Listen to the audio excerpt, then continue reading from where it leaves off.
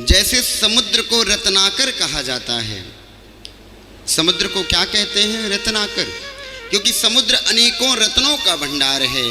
उसी प्रकार शौनक जी कहते हैं, हे सूत जी महाराज, जैसे समुद्र रत्नाकर है, उसी प्रकार आप ज्ञान के रत्नाकर हैं, आप संपूर्ण ज्ञान के भंडार हैं।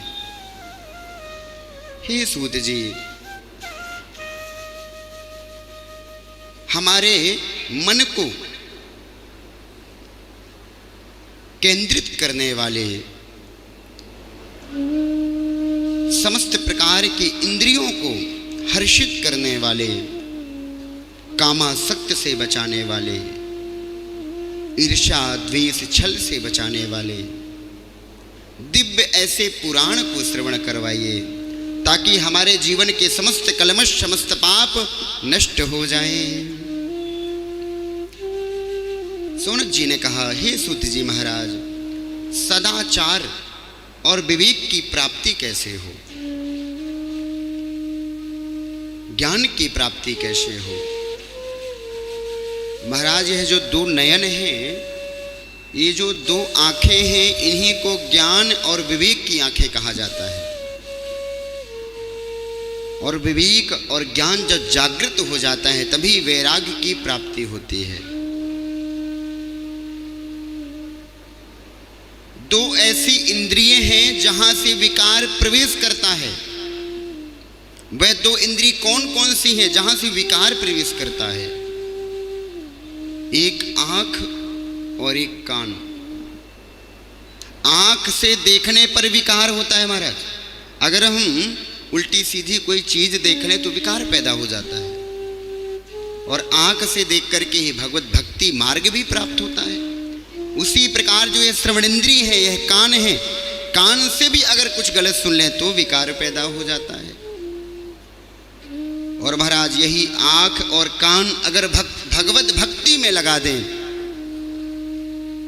तो हमारा जीवन सचरित्र और पवित्र हो जाता है, सतमार्ग में चलने वाला हो जाता है, सम्यक हो जाता है, सारूप्य हो जाता है, निरूपित हो जाता है महाराज।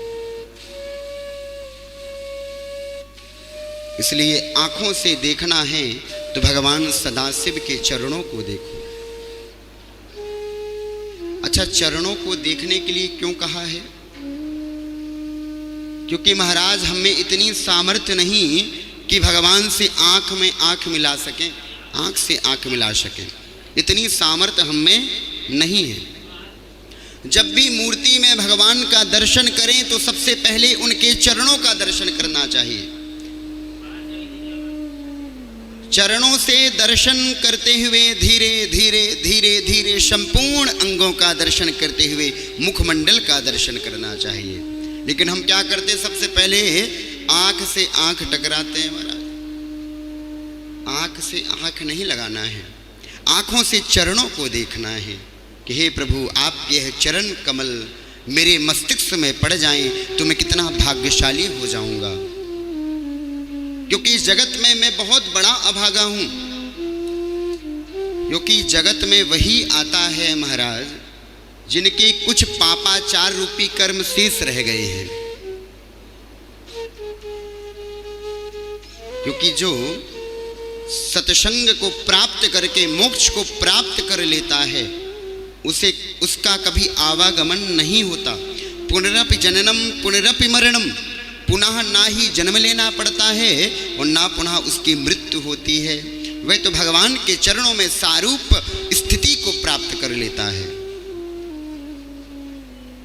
तो भगवान के चरणार बिंदु जब हमारे सर पे रख जाएंगे, सोई इस जीवन का कल्याण हो जाएगा, जीव का कल्याण हो जाएगा।